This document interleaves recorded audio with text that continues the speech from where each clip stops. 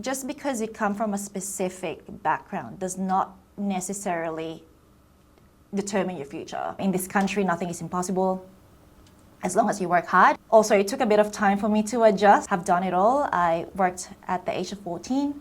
Every migration journey, there's a story behind it. People migrate for different reasons. Others migrate seeking opportunities, while others have been thrown out by conflict and uncertainties in their countries. Yet there is only one thing that is uniting these journeys, stories together, and that is resilience. Australia is one of those countries whose economy continue to be shaped by the determination and hard work of people from migrant backgrounds, whose stories have been woven together to make and promote the success of the country. Today on Inspire with Chebo is a woman who has turned challenge into purpose to build a remarkable, successful career in Australia. This is not just every kind of a conversation or a story. This is a story and a conversation around determination, courage, consistency, and resilience. Ladies and gentlemen, welcome Councillor Jennifer Dizon from the City Council of KC. Today I pumped into Councillor Jennifer. I was not really planning for this meeting, and look at me. You can even see how I'm dressed, but I have to speak to this special woman. It's always very lovely to see you, Carol. And lovely to see you too, Councillor Jennifer. Thank you. Can you introduce yourself for one more time, please? Of course. I am a lawyer and a councillor for the City of KC. I represent Torridon Ward, covering Cranbourne East, Clyde, North and Torridon. Thank you so much. And it's nice to see aspiring and growing women like you, young women. Thank you. And now I'll just ask quick questions. And one of the questions is, as a councillor from migrant background, I know you said before that you came with your family from Philippines to Australia when you were 12. Yeah. Now that you've grown this far, you are a lawyer, you are in the City Council of KC, are there challenges that you face? And what are your wins? Yeah, as someone who has come from a different background. Yes. Look, Cara, I came from the Philippines when I was 12, and the life we had there was really hard, and hence we came to this country in search of a better life. So I guess my biggest hinder when I was growing up was just the lack of resources.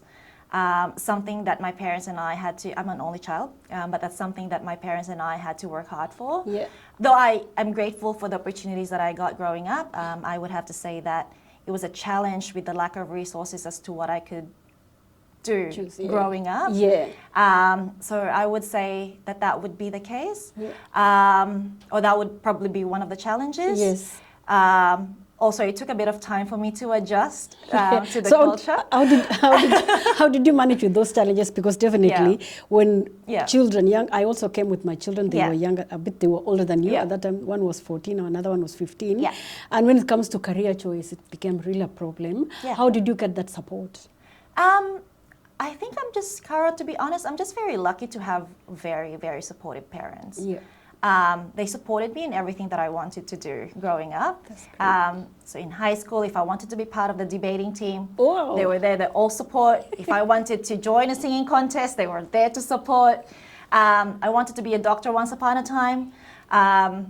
They were there cheering for me, and then I eventually told them I wanted to become a lawyer, and they were very supportive of that. Yeah. So I suppose I'm just very, very, very fortunate to have the most incredible parents who have showed me so much support, and who have guided me through every challenge, despite of, you know, someone who struggled for money and struggled for the most basic needs.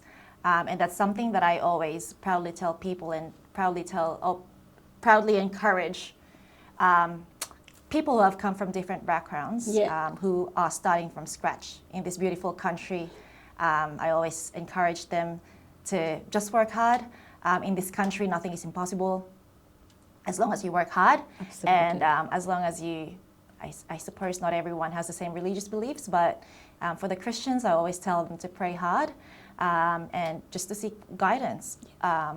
From up there, because it is true. I do believe in that. Yeah, and even with the Muslims as well, they will believe in Allah. Exactly. And I understand, you know, it's just different gods, but it's pretty much the even same context. People who are into, then there are so many other religions. Yeah. And considering that also, I believe in Australia as well, there's a lot of opportunities. Oh, yeah. There's opportunity, you can try this one, try Yeah. that one. What are your wins, actually? I almost forgot. My wins? Yes. I guess getting where I am today, achieving my dreams, which I've worked extremely hard for. It was a struggle growing up. I have done it all. I worked at the age of 14. I started Hungry Jack's just to help my parents get through day by day. I worked at a bakery. I've worked at retail. I've worked at law firms. You know what's funny? I actually worked at Bunnings once just because I wanted to get money. And like I worked for like Bosch. Oh my goodness. So like the job was to demonstrate, you know those drill guns? Yes. I don't even know what they're called. Is Anyway. it the one that driving the screws or the ones that shooting the wire? Yeah, those ones. I even did that. I didn't know there was something like that. Yeah. In Kenya, we use like the real hammers to hammer the nail down. Yeah. And when I came to Australia as well, I was like, oh my goodness. It's incredible, isn't it? I've never held one before, but I kind of just signed up for it so I could get extra cash during summer, like during summer holidays.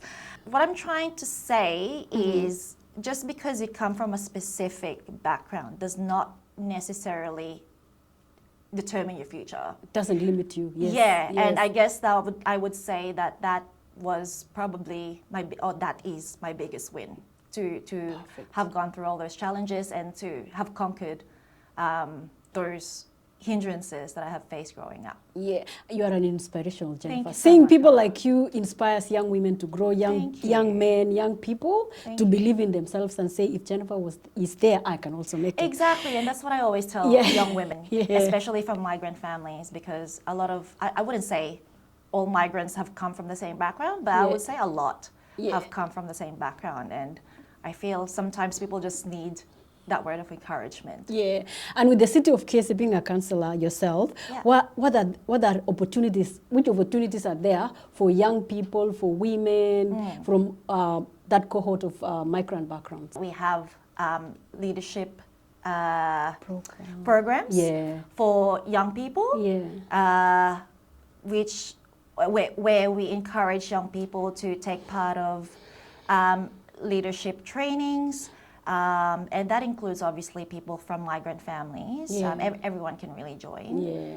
I think it's a good opportunity, and I would highly encourage everyone, young people out there, migrant or not, to take part of those programs. I think it's amazing. Yeah, when I came to Australia, I think around 2016, I Yeah. was involved in the City of Council with some kind of a program. Yeah. And my daughter was also there, and she was encouraged to join young people's program. And Yeah. the other day when I went to your website, the program is Oh, still there you there. go. So There you go. young people, you have an opportunity in the city of exactly. KC, the most multicultural city in Australia, I think in Melbourne and Victoria. Yeah, Now, definitely. my other question is, how do you manage career, Yeah, family, yeah. community requirements and responsibilities, and you still show up so nice like this, Jennifer? I try. I try. That's a very good question, Carol, Yes. because I honestly, sometimes when I think about it, I don't know how I do it all. It is still a challenge sometimes. I'm going to be completely honest. But I do try to be as organized as I possibly can. So I plan ahead. So, for example, for my line of work, we do have hearings, we have client meetings, we have all sorts of things. And obviously for council, we have events, we have council meetings, we have council briefings that we go to every single week. How I try to manage it all is by, I guess, just planning ahead and I suppose planning my day in accordance with priorities. So prioritizing what's important. Yeah. And obviously it's not just my career, it's not just my community, but I also have a family that I probably should pay attention to sometimes. You're like a piece of cake everybody wants to pick from. Pretty much. So I try to give everyone the same love as I possibly can, I suppose. Yeah. So plan ahead and prioritize what's important and prioritize from the most important to the least important, because some of them can actually be delegated as well. It's true. So try to, and also like seeking help from whoever can help me is important. True. Networking, Yeah. community support. Yeah. It's really good. It Yeah. comes through so well, especially when you are away from home. Yeah. For people, especially for international students who come here very young, supports is very important.